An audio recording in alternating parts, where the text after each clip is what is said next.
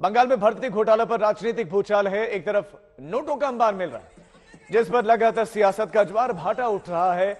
ममता सरकार में मंत्री पार्थ चैटर्जी की गिरफ्तारी हो चुकी है, उन्हें आज अदालत में पेश करने की तैयारियां हैं। तो दूसरी तरफ दिल्ली में एक्साइज पॉलिसी पर केजरीवाल सरकार बुरी तरह घिर गए है और आज दिल्ली में बीजेपी का प्रदर्शन देखने को मिला।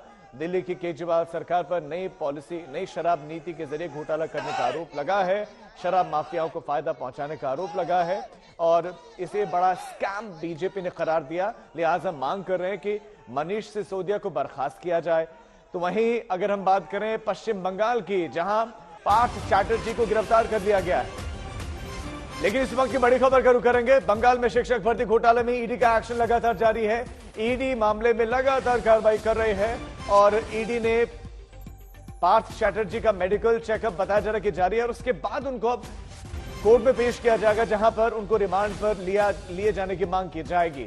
तो अर्पिता के घर से 21 करोड़ 20 लाख की संपत्ति कैश मिला है और नोटों की गिनती के लिए 2 अतिरिक्त मशीनें मंगाई और उनसे भी नोटों की गिनती अब जारी है। तो ईडी लगातार एक्शन में है। बीजेपी आरोप लगा रही है, बीजेपी निशाना साध रही है ममता बनर्जी पर, टीएमसी पर, क्योंकि उनका कहना है कि पहले मल्टी पार्टी कैंपेन किया गया, अलग अलग राजनीतिक दलों को साथ जोड़कर एक साजिश रची गई, एजेंसियों को बदनाम करने की कोशिशें की गई और ये वो मशीनें आप देख रहे हैं, यही वो 2 अतिरिक्त नोट गिनने की मशीनें हैं जो आज अर्पिता के घर पर ले जाए गए हैं और इन मशीनों का इस्तेमाल हो रहा है नोट गिनने में। इतने नोट वहां पर हैं कि अतिरिक्त मशीनें मंगाई गई हैं। ये नोट गिनने की मशीनें हैं जो अर्पिता के घर पर ले जाए गए हैं, वहां पर इनसे नोटों को गिना जा रहा है।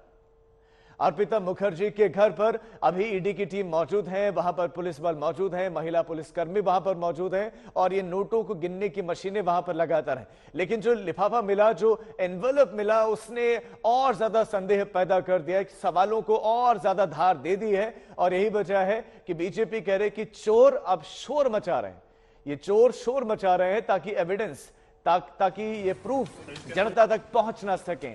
गिनती के लिए अभी नई मशीन आई है और ये गिनती लगातार जारी है, लेकिन ये गिनती कहां जाकर खत्म हो गई इस पर सभी की निगाह है, क्योंकि 20 करोड़ से ये रकम ऊपर चली गई और 21 करोड़ भी पार कर चुके हैं। 21 करोड़ 20 लाख की रकम इस वक्त हो गई है। ये सिर्फ कैश की हम बात करें, अन्य डॉक्यूमेंट, जमीनों से जुड़े हुए दस्तावेज या जो वहां से जेवरात मिले वो अलग है, वो चीजें अलग हैं। ये सिर्फ कैश की हम बात करें, ये 21 करोड़ 20 लाख का सिर्फ अर्पिता मुखर्जी के घर से कैश बरामद हुआ है और मिला है ये एनवेलप जो कि उसी मिनिस्ट्री का है जिस मिनिस्ट्री के इंचार्ज हुआ करते थे पार्थ चैटर्जी।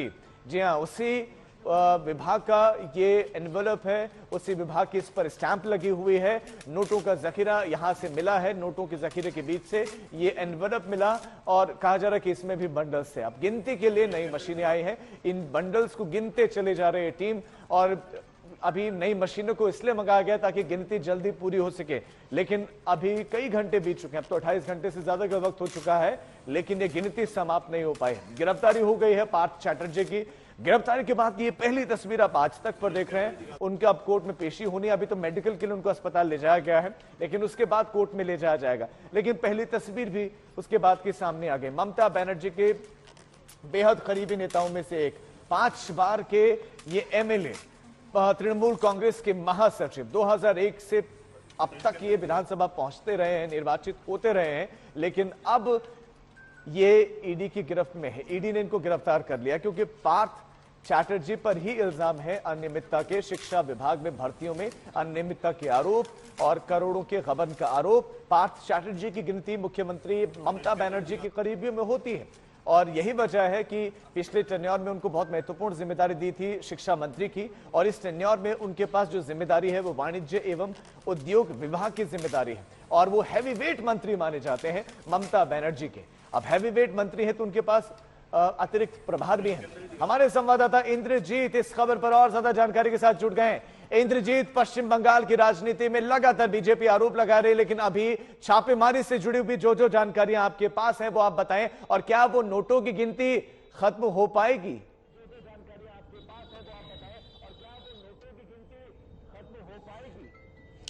देखिए, इस वक्त जो जानकारी हमें मिल रही है, अर्पिता मुखर्जी जो पार्थो चैटर्जी के करीबी माने जाते हैं, कल सुबह से उनके घर में छापेमारी चल रही है। अभी भी वो खत्म नहीं हुआ है, लेकिन नोटों की जो गिनती है वो हम कह सकते हैं कि कहीं ना कहीं उसका क्लोजर होने वाला है अभी, क्योंकि जो टेलर मशीन्स है, कुछ मशीन्स निकाले भी जा चुके हैं वहां से। कल रात को ऐसे बहुत सारे जो नोटों की गिनती वाली जो मशीन्स है, बैंक ऑफिशियल्स वो लेके आए थे यहाँ पे, ताकि ये पूरी जो नोटों की गिनती वो कंप्लीट हो सके। और कल रात से आज सुबह तक ये चल रही है प्रोसेस। और जैसा कि हम कह रहे हैं कि 21 करोड़ रुपए की गिनती हो चुकी है और उसकी पुष्टि भी की जा चुकी है। उसके साथ साथ फॉरेन करेंसी भी है, 50 लाख की सोने की गहने भी वहां से बरामद हुई है। उसके साथ साथ कुछ डॉक्यूमेंट्स। हम लोग इस वक्त है कोलकाता के डायमंड हार्बर रोड में, जो दक्षिण 24 परगना से अभी कोलकाता की ओर हम लोग जा रहे हैं। सुबह से काफी ड्रामा हमें देखने को मिला है, क्योंकि जब से पार्थो चैटर्जी जो पश्चिम बंगाल के इंडस्ट्री मिनिस्टर है और कॉमर्स मिनिस्टर है, उनको जब अपने घर से निकाला गया अरेस्ट करने के बाद, उसके बाद उनको अस्पताल ले जाने की कोशिश हो रही थी। उनको सीजीओ कॉम्प्लेक्स, जहां पे ईडी का दफ्तर है कोलकाता में, वहां पे भी उनको ले जाया जा रहा था। लेकिन सडनली यू टर्न मार के जो एनफोर्समेंट डायरेक्टरेट के ऑफिशियल्स थे वो ढूंढने लगे कौन से ऐसे अस्पताल हैं जहां पे सेफ और सिक्योर उनको लिया जा सके। और केंद्रीय सरकारी एक अस्पताल है शहर के बिल्कुल बाहर, जोका, जो दक्षिण 24 परगना जिले है, जो सटा हुआ जिला है कोलकाता से, वहां पे उनको एक ईएसआई हॉस्पिटल में लेके जाया गया, जहां पे सुबह से अभी दोपहर तक उनकी वहां पे मेडिकल टेस्ट हुई, एक्सरे भी कराया गया। और उसके बाद अभी उनको लेके जो कॉन्वॉय आप देख सकते हो, वो कॉन्वॉय अभी पार्थो चैटर्जी का कॉन्वॉय अभी कोलकाता की तरफ रुख कर रही है। और ये देखना लाजमी रहेगा कहां लेके जाते हैं ईडी के अफसर। सीधा कोर्ट लेके जाते हैं जहां पे उनको पेशी करनी है, या उनको ईडी के दफ्तर सीजीओ कॉम्प्लेक्स वहां ले जाता है।